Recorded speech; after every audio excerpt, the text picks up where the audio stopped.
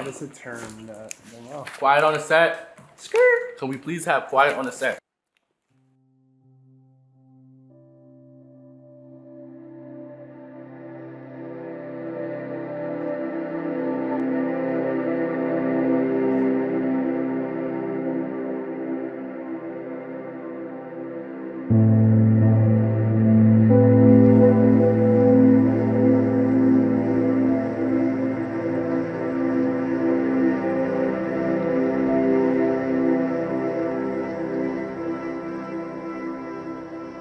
How do you think the justice system views you? As another little kid that is already messing up his life.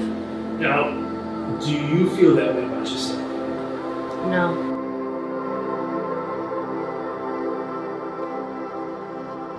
I think the justice system views me as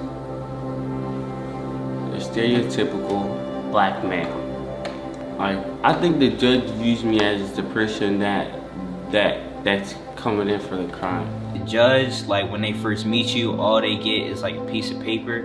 So they kind of just judge you based off of that piece of paper. And that's like mostly the whole justice system, because that's all they got off of you. Like, only you know you. I'm gonna say it forever. I'm always say that. Only you know you.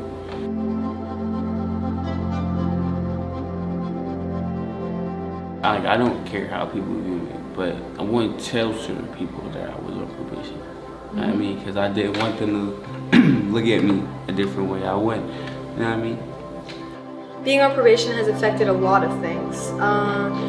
The biggest thing is probably school. In my head, I don't know if this is accurate because I'm not in my teachers' and principals' heads, but when I figured out that my teachers knew that I was on probation and I was involved with the juvenile system, I was so embarrassed. I was so beyond embarrassed. And I thought that that was like a label on me and that's who I was. And for a minute I was acting like that's who I was, but that's not who I was. And it just took me a minute to understand that this is a blip in my life. That's all this is. This isn't forever. This isn't who I am at all. This is just something that I need to learn to work past. And learning to work past it is also learning about myself and learning about other people. And it's been an experience. It's been quite the experience.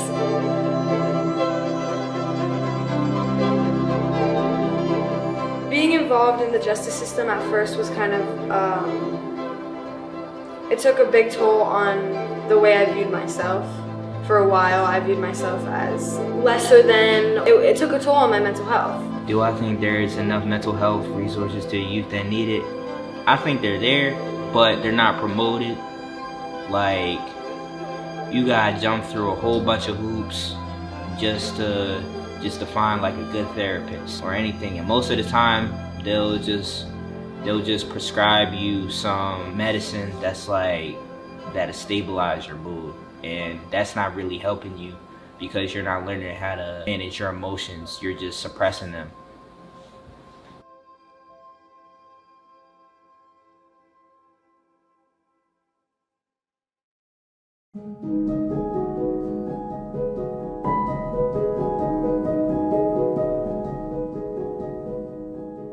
For me, I go through my own type of stuff mentally, and I'm more of a type of person, I'm closed off about a lot of things, so I don't talk about a lot of stuff I go through, I just deal with it. So like for the people that want to vent about it, I feel like it's not as big for them or as much people out there for them they can go to talk to about that. I could definitely say there ain't a lot of resources. Therapy will not help everybody.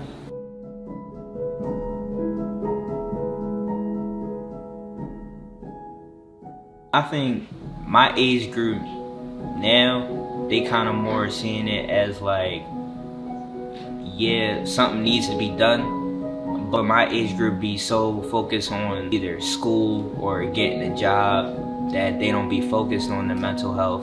Especially when you got like they parents or grandparents saying something, you don't need all that. Like, you don't need a therapist, you don't need to vent about it. Like, you a man, just deal with it yourself. So I think we know something needs to be done, but not everybody knows what to do about it.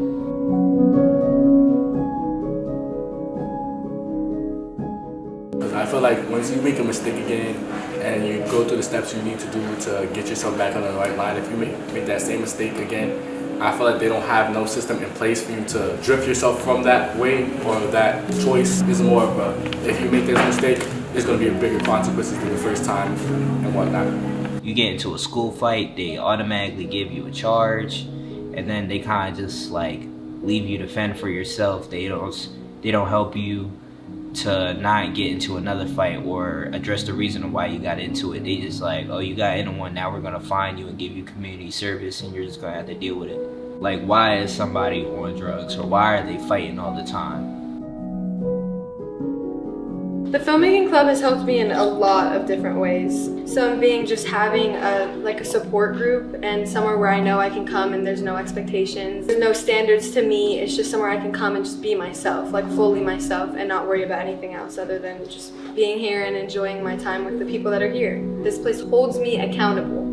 So it's something that I have to be like present for and like fully in the right mind for, and I feel like that helps a lot with just like clearing my head if I'm having a weird week or something like that.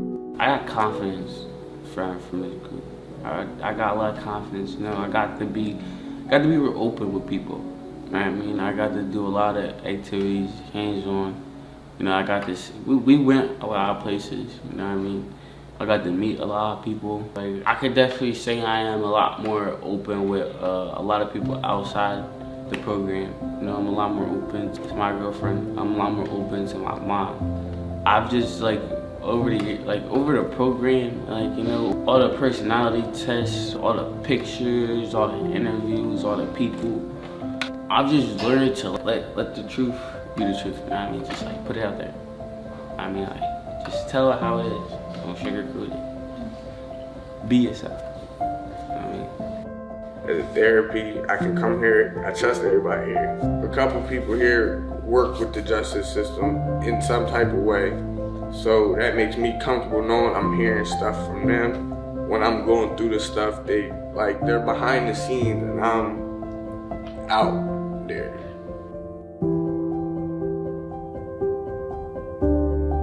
Yeah, 100%. I think that the filmmaking has helped me decide what I want to do with my career, because I also love helping people, and just interviewing people is what made me realize how much I want to pursue a career with helping people. Living a healthy life is important to me, and making sure that the things that I'm doing throughout my days and weeks and months are leading to something, like an end goal. Like, I always, having a goal is important to me.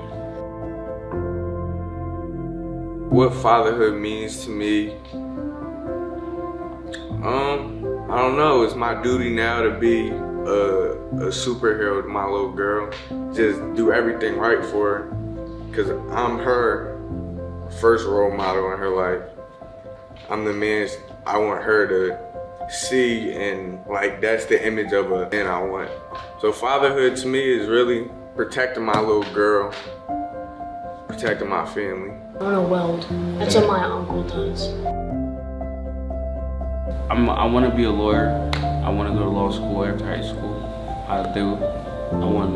I would like to be a military lawyer, like a lawyer for military affairs and so forth and whatnot. Be yourself. Do your own thing. I swear, do your own thing. Don't try to be nobody. I'm going to stress this so much. Don't try to be nobody. I'm going to say because, yes, please, just do your own thing. I could go on and on for hours. Just do your own thing. Please do. If we didn't have this filmmaking club, my experience in the juvenile system would be a night and day.